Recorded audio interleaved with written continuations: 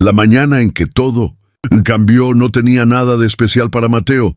Rivas, el cielo estaba cubierto por una capa gris uniforme, como si la ciudad hubiese decidido vestirse de rutina, y el ruido constante de los autobuses y los vendedores ambulantes marcaba el ritmo habitual de las calles. Mateo caminaba con paso rápido, la mochila colgándole de un hombro y la mente llena de preocupaciones pequeñas pero persistentes.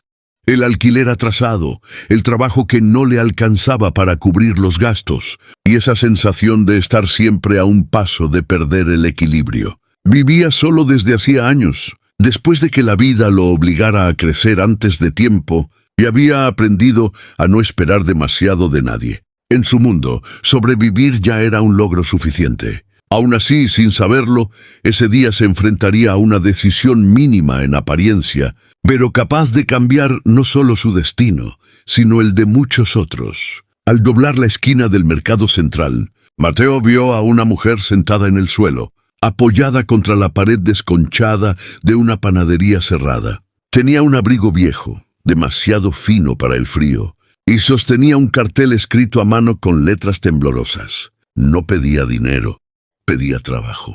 Esa diferencia, casi invisible para la mayoría, golpeó a Mateo con una fuerza inesperada. Él mismo había pasado por momentos en los que el orgullo dolía más que el hambre, y reconoció en los ojos de la mujer esa mezcla de cansancio y dignidad que no se aprende en libros. Por un instante siguió caminando. Tenía prisa, siempre tenía prisa. Pero algo lo detuvo, una voz interna que no gritaba, que apenas susurraba, recordándole que todos los días se toman decisiones que parecen pequeñas solo porque no se miden con atención. Mateo regresó sobre sus pasos y se detuvo frente a la mujer. Le preguntó su nombre y ella respondió con una sonrisa tímida, como si no esperara realmente ser escuchada. Se llamaba Clara. Hablaron unos minutos, suficientes para que Mateo supiera que Clara había perdido su empleo meses atrás y que la vida se le había ido cerrando como una puerta tras otra. No había tragedias exageradas en su historia, solo una cadena de malas rachas, de oportunidades que no llegaron a tiempo. Mateo no tenía trabajo para ofrecerle ni dinero de sobra, pero sí tenía algo más frágil y, tal vez, más valioso: su atención. Antes de irse, entró a una cafetería cercana y compró 2 cafés y algo de pan. Se los dio a Clara sin discursos ni promesas, solo con un gesto sencillo y una frase honesta. No es mucho, pero es lo que tengo ahora. Durante el resto del día, Mateo intentó sacarse la escena de la cabeza. En el trabajo, mientras limpiaba mesas y atendía clientes con sonrisas automáticas, pensaba en Clara y en cuántas personas como ella pasaban frente a él todos los días, sin que nadie se detuviera. Esa noche, al llegar a su pequeño apartamento, revisó anuncios de empleo, no para sí mismo, sino para ella. No sabía por qué lo hacía. Tal vez era una forma de recordarse que aún podía elegir ser algo más que un espectador cansado. Encontró un anuncio en una imprenta local que buscaba ayudantes temporales. Al día siguiente decidió volver al mercado, sin expectativas claras, solo con la vaga esperanza de encontrarla. Clara seguía allí. Cuando Mateo le habló del anuncio, sus ojos se iluminaron con una mezcla de ilusión y miedo. Aceptó ir con él a preguntar, y caminaron juntos varias cuadras, hablando de cosas simples, como si ambos intentaran convencerse de que la vida podía ser normal otra vez. En la imprenta, el encargado los recibió con indiferencia, pero escuchó. Clara explicó su experiencia. Mateo respaldó sus palabras con una sinceridad que no sonaba ensayada. No hubo promesas inmediatas, solo un déjenos su número. Al salir, Clara agradeció a Mateo con una emoción contenida que le apretó el pecho. Para ella, ese intento ya era más de lo que había recibido en semanas. Para Mateo era solo una elección, una entre miles, pero algo en su interior empezaba a moverse, como una pieza que encajaba por fin en su lugar. Esa noche, Mateo durmió poco. Pensaba en lo extraño que era sentirse ligero en medio de tantas preocupaciones. No había resuelto sus problemas. No había ganado dinero extra ni asegurado el futuro. pero había recuperado algo que creía perdido. La sensación de que sus acciones importaban. Al día siguiente, recibió una llamada inesperada. Era Clara, con la voz temblorosa de alegría. La imprenta la había contratado para una prueba de 2 semanas. Mateo sonrió apoyándose contra la pared, sintiendo que una decisión pequeña había producido una grieta en la monotonía del mundo, dejando pasar un poco de luz. Las semanas siguientes trajeron cambios, silenciosos pero profundos. Clara empezó a trabajar en la imprenta, y aunque el salario no era alto, era estable, y eso le devolvió algo que el dinero no siempre compra: tranquilidad. Mateo y ella se encontraban a veces para tomar café, no como benefactor y beneficiaria, sino como 2 personas que compartían historias y silencios. En esas conversaciones, Mateo descubrió cuánto había evitado involucrarse con otros por miedo a cargar con más peso del que ya llevaba. Sin embargo, también entendió que ayudar no siempre significaba sacrificarse hasta desaparecer. A veces era simplemente estar presente, escuchar, elegir no mirar hacia otro lado. Un día, Clara le contó que en la imprenta había conocido a otros trabajadores con historias parecidas a la suya.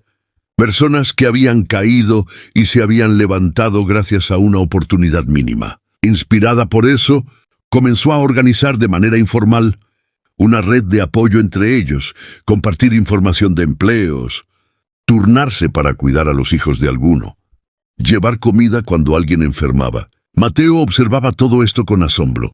Su gesto inicial, tan simple, había iniciado una cadena de acciones que él nunca planeó. No se sentía un héroe. De hecho, a veces se sentía incómodo con la idea de haber sido el punto de partida.